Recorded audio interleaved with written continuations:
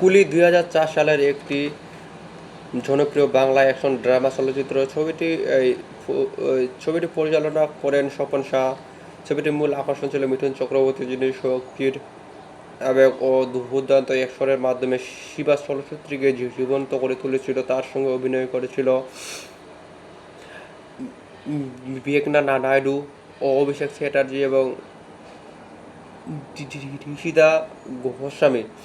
গল্পের কেন্দ্রে রয়েছে শিবনাথ রায় ওরফে শিবা, এক সাধারণ রেল স্টেশনে কুলি। সে বীরপুর রেল স্টেশনে কুলি নম্বর 440 হিসেবে কাজ করে। জীবনের অনেক সময় থাকলেও শিবা অন্তত সৎ, পরিশ্রমী এবং অন্যায়ের বিরুদ্ধে প্রতিবাদী একজন মানুষ। গরিব এবং অসহায় মানুষের উপর অত্যাচার সে কখনো সহ্য করতে পারে না। ছোটবেলায় মারা যাওয়ার আগে শিবা তাকে কথা দিয়েছিল সে নিজের ছোট ভাইকে দিব্যেন্দুকে বড় মানুষ করবে। সেই প্রতিশ্রুতি রক্ষা করতে শিবা নিজের সুখ স্বপ্ন বিসর্জন দিয়ে কঠোর পরিশ্রম করে ভাইকে কলকাতা পড়াশোনা করায়।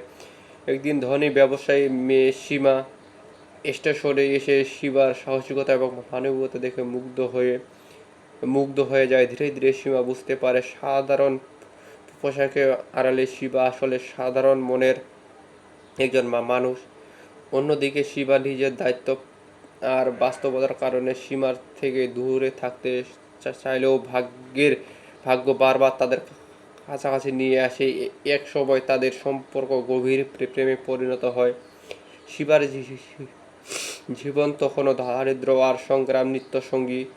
একদিন স্টেশনে ধর্মঘটের কারণে কাজ না থাকায় সে চিন্তায় পড়ে যায়, কারণ ভাইয়ের কাজের ফি পাঠাতে হবে। সীমা তাকে সাহায্য করতে চাইলে শিবা আত্মসম্মানের কারণে সেইটা নিতে চায় না। সেই অদৃশ্য শিবার আত্মসমর্পণ চরিত্রের দৃশ্য ফুটিয়ে তোলে।